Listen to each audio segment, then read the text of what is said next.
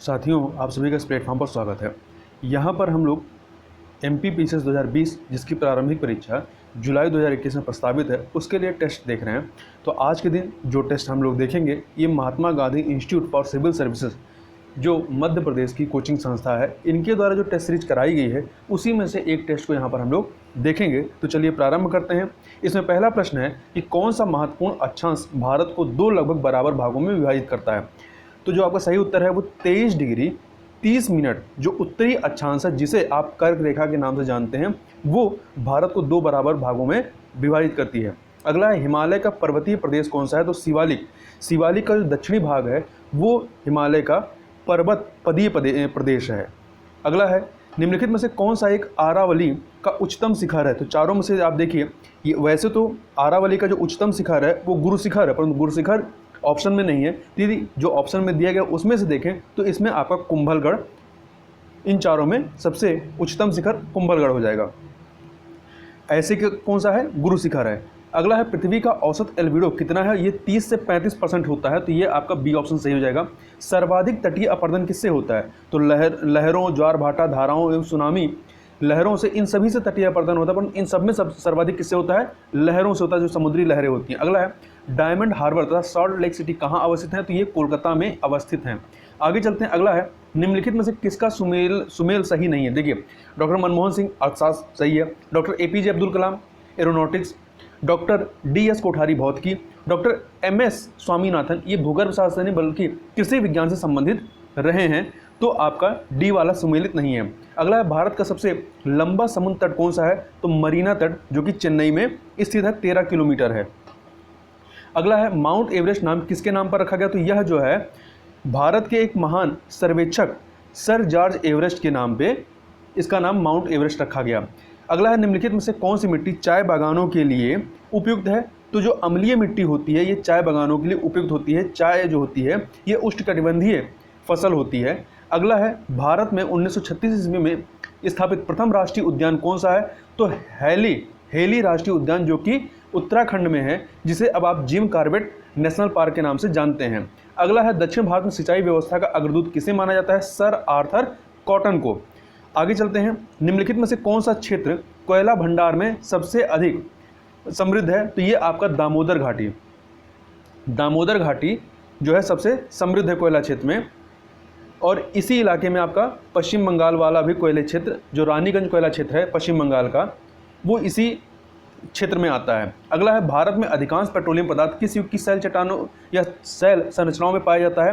तो ये आपका जो टर्सरी शैल संरचना होती है उनमें पाई जाती है। अगला है निम्नलिखित में से भारत का सबसे व्यस्त अंतर्राष्ट्रीय बंदरगाह कौन सा है। तो मुंबई बंदरगाह है, जो कि भारत का सबसे बड़ा बंदरगाह भी है और यह प्राकृतिक बंदरगाह है। निम्नलिखित भाषाओं में से कौन सी एक आश्रित समूह की भाषा है। तो जो खासी है, ये खासी जो भाषा है ये आश्रित समूह की भाषा है, जबकि मराठी यूरोपियन समूह की भाषा है और तमिल जो है ये द्रविड़ समूह की भाषा है। अगला है भारत की जनसंख्या में ऋणात्मक वृद्धि दर किस दशक में दर्ज की गई थी। तो 1911 से 1921 वाला जो दशक था इसमें। आगे चलते हैं। भारत के किस राज्य का क्षेत्रफल एवं जनसंख्या समान रैंकिंग की स्थिति में है। तो मेघालय दोनों में 22वां स्थान है। अगला है लैकोलिथ और बैथोलिथ के निर्माण का संबंध किससे है। ज्वालामुखी से है। अधिकांश भूप्रॉपर्टी किस शैल से बनी होती हैं। तो ये आग्नेय शैल से बनी होती हैं। आगे चलते हैं। मतलब 90% जो भूप्रॉपर्टी है वो आपके आग्नेय शैलों से बने हैं। पथरीले रेगिस्तानों में एक दिशा में लगातार चलने वाली हवाएं क्या बनाती हैं। तो यारडंग बनाती हैं। अगला है, मतलब इसमें क्या होता है कि अगल जो बालू होता है वो अगल बगल इकट्ठा हो जाता है और बीच में रास्ता टाइप का बन जाता है। अगला है नदी अपरदन सबसे अधिक होता है जहां नदी का प्रवाह तीव्र होता है। अगला है निम्न में से कौन सी नदी जर्मनी में प्रवाहित होती है। तो जो डेन्यूब नदी है ये आपका ब्लैक फॉरेस्ट से निकलती है, जर्मनी के ब्लैक फॉरेस्ट से निकलती है और ये जाकर के काला सागर में समाहित हो जाती है।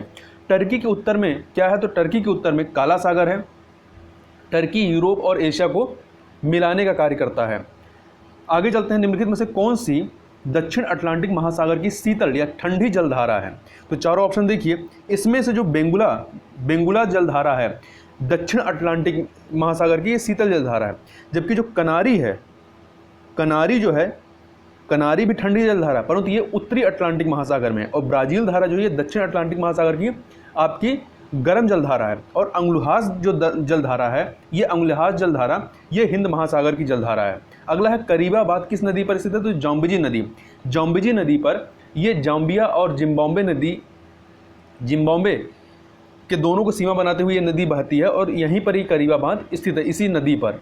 और ये जिम्बाब्वे का सबसे बड़ा बांध है। फिजी द्वीप अवस्थित है कहाँ पर? तो ये फिजी द्वीप जो है प्रशांत महासागर में, दक्षिण प्रशांत महासागर में जो मेलानेशिया द्वीप समूह है उसी में से एक ये फिजी द्वीप है।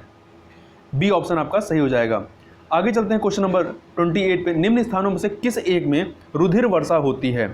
तो ये रुधिर वर्षा आपकी कहाँ पे होती है? ये रुधिर वर्षा आपका इटली में।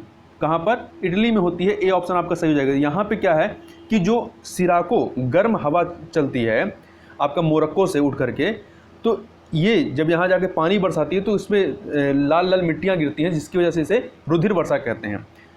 विश्व का चावल जीन बैंक स्थित कहाँ? फिलीपींस के मनीला में।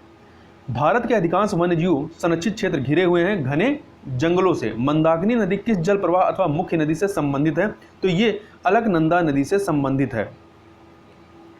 मंदाकिनी नदी जो है ये बद्रीनाथ जो स्थल है वहाँ से दक्षिण से, वहाँ के दक्षिण से निकलती है और रुद्रप्रयाग में आकर के अलकनंदा से मिल जाती है।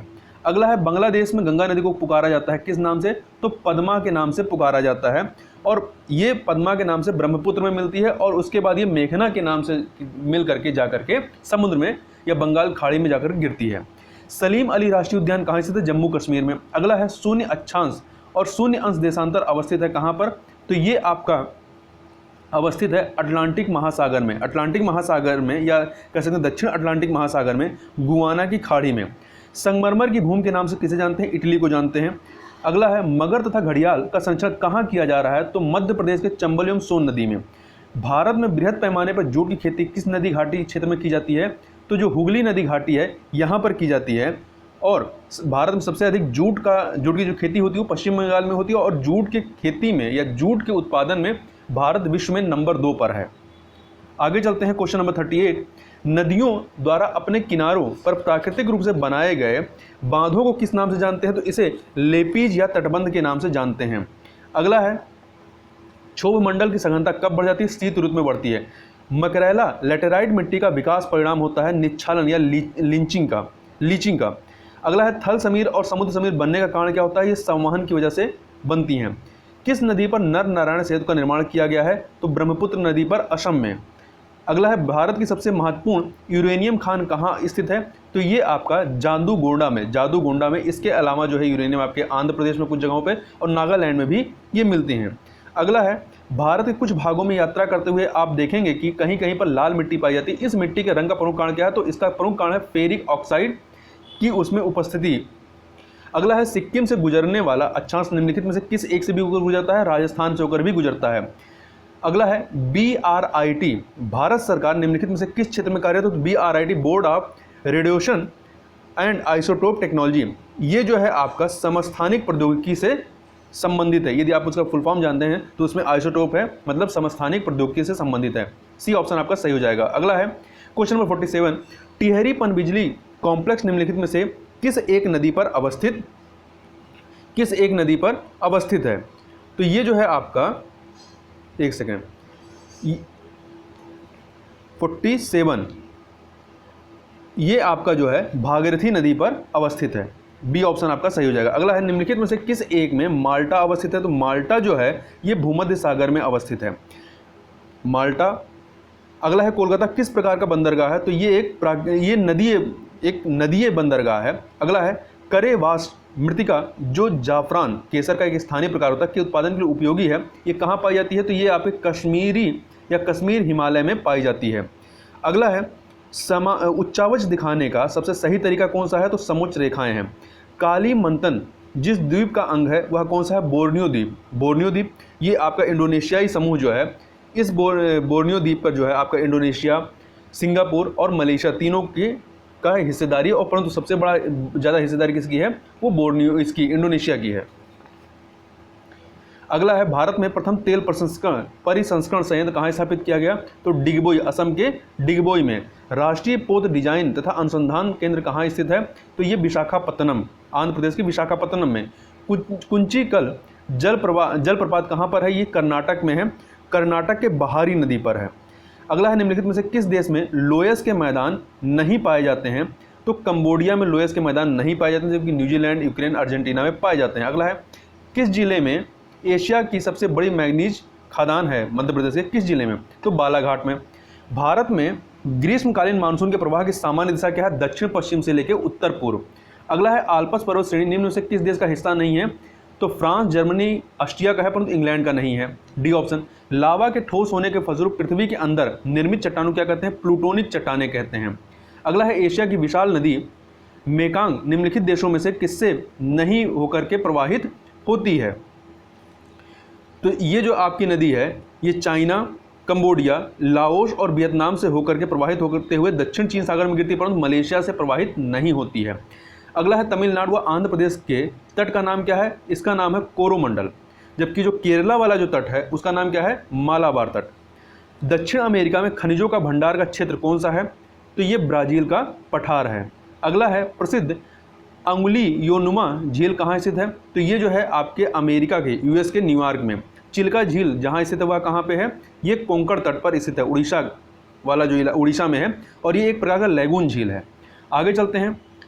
निम्नलिखित में से कौन सी धौलाधर श्रेणी की प्रमुख जनजाति? धौलाधर श्रेणी आपका हिमाचल प्रदेश में स्थित है। यहाँ की प्रमुख जो जनजाति है वो लाहौली जनजाति है। अगला है नेलांग घाटी किस राज्य में स्थित है? नेलांग घाटी जो है आपका उत्तराखंड में स्थित है। कहाँ पर? उत्तराखंड में।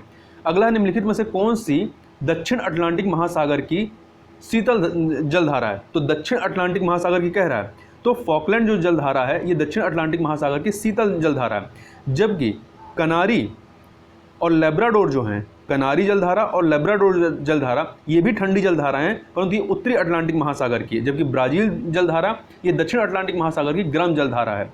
अगला है निम्नलिखित में से कौन एक सुमेलित नहीं है? तो देखिए शेरपा नेपाल के हैं से संबंधित, थारू उत्तरांचल, टोंडा दक्षिण भारत, और जूलू जो है ये उड़ीसा से नहीं बल्कि ये आपके अफ्रीका से संबंधित हैं।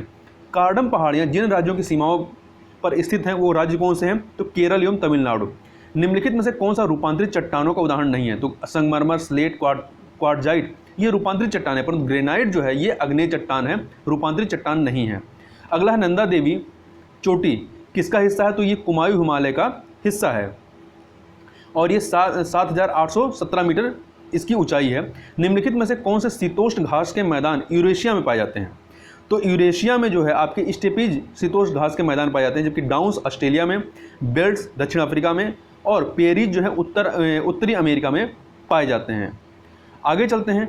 भूतापीय ऊर्जा पर आधारित मनकीकरण बिजली संयंत्र जो है ये किस राज्य में स्थित है? तो ये आपका हिमाचल प्रदेश में स्थित है और ब्यास और पार्वती नदियों के मध्य में स्थित है। वायुमंडल की कौन सी परत दूर संचार प्रणाली के प्रयोग की जाती है? तो आयन मंडल।